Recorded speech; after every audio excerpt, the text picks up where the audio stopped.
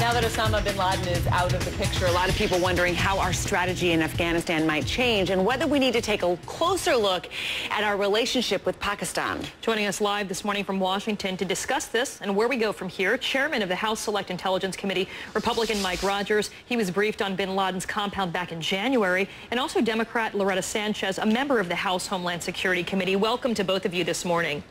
Thank you and good morning. Thanks for having us. Congressman Rogers, I just want to start with you here. In your mind, does the death of Osama bin Laden change our worldview? So much was built around killing and or capturing him in the wake of 9/11. That's taken care of. What's next? Well, we still have Zawahiri, the #2, who is likely to ascend to the #1 position in al-Qaeda. We still have a very strong al-Qaeda network that is striving to not only survive but grow and develop in different parts of the world, Yemen, Somalia, and other places. So our work isn't done. It was very important we took out an inspirational and operational leader. That is surely a blow to the organization, but we're not, excuse me, we're nowhere close to being done. Congresswoman Sanchez, what does this do, if anything, to change support for our mission in Afghanistan? I mean, Afghanistan began as a hunt for Osama bin Laden. Obviously, it has changed. The hallmarks of the conflict there have changed over the years. Does it change anything in the war on terror and where we go from here in Afghanistan?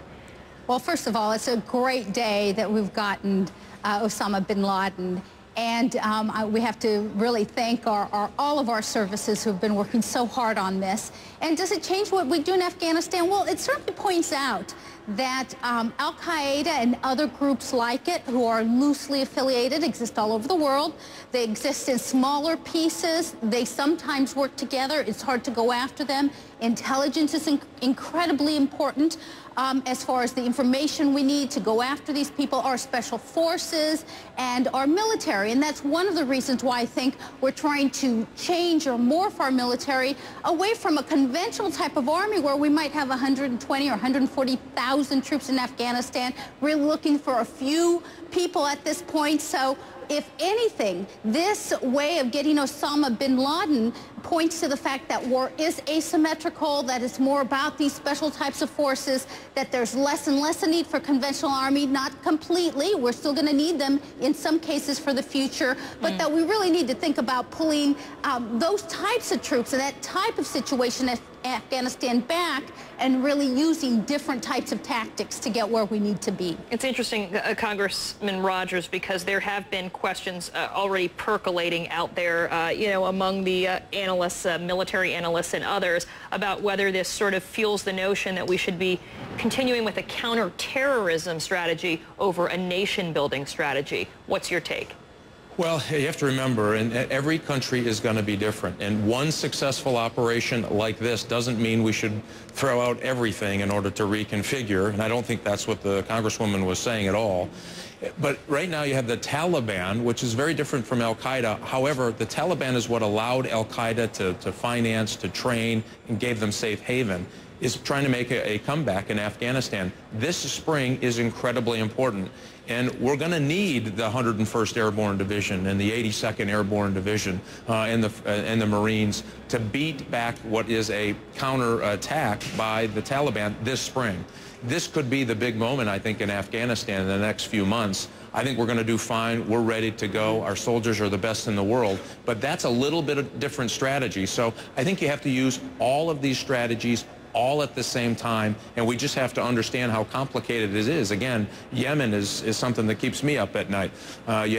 We don't want Afghanistan to come back as a safe haven. We still have equities in the tribal areas of Pakistan where we know senior al-Qaeda leadership are trying to plan and develop operations against the United States. It's complicated, it's big, we have to have it all. It's complicated, it's big, that's so true, and big dollar signs attached to all of this. I mean, just last week, Congress authorized more funds that will likely go to Pakistan, some $20 billion in funding and different kinds of aid since the war on terror began, as within its own borders it tries to hunt down extremists. Yet here was Osama bin Laden, so close to the capital, so close to a military training facility.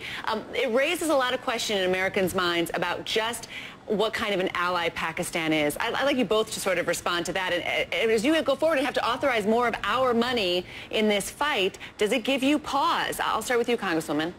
Well, there is certainly the whole idea, and I believe all of us here, that Pakistan is incredibly important. We cannot, it is a country that is changing itself. It is a country that is having problems, many of them as the types that we see in Egypt or Tunisia. I mean, we're seeing a real change going on. And so there are bad people in Pakistan, there are good people at all levels. And what we need to do is find those good people, help those good people to spread the type of secular democracy I hope that most of us want to see in almost every nation in the world, and to work with those that we can, but to also ask those hard questions. Why was it so difficult? Remember, we also have a lot of people on the most wanted list for the FBI within the United States that have been on there for 10 or 20 years, and we haven't been able to find them within our own country. So we really have to think about who's really with us and who's not, and as with anything else, it's a very complicated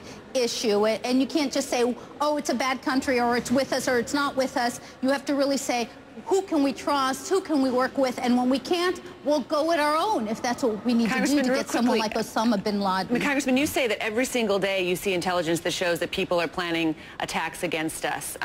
You know, is that, do you think we're safer today that Osama bin Laden is gone? Oh, absolutely. I mean, again, remember, this is somebody who not only plans operations, and one thing we learned, by the way, through this raid is that he was still involved in operational planning. Some believe that he was kind of away from it and not engaged. Not true, clearly. But he was also an inspirational leader. So he inspired people to do bad things and conduct operations. So when you take that out of the equation, it had a serious blow to al-Qaeda, and we shouldn't underestimate the power of this. And I just want to agree quickly on Pakistan. They also sent troops into the tribal areas at our request, took thousands and thousands of casualties trying to fight Taliban and al-Qaeda elements. So yes, there are some concerns about their ISI being penetrated, their intelligence services being penetrated, but at the same time, we've got to have them. It's a very funny relationship. We need to continue to try to improve their standing amongst themselves so that we can get to a better place. Just a quick yes or no question from both of you. Should the administration release these bin Laden photos? I don't think it's necessary. Yeah, I would be very careful. We don't want to inflame places where we have troops trying to do good things on behalf of the United States national interest. Well, Congressman Mike Rogers and Congresswoman Loretta Sanchez, both on the House Select Intelligence and House Homeland Security Committee. Great to get your take this morning. Thanks for joining us. Thanks for having us. Thank you.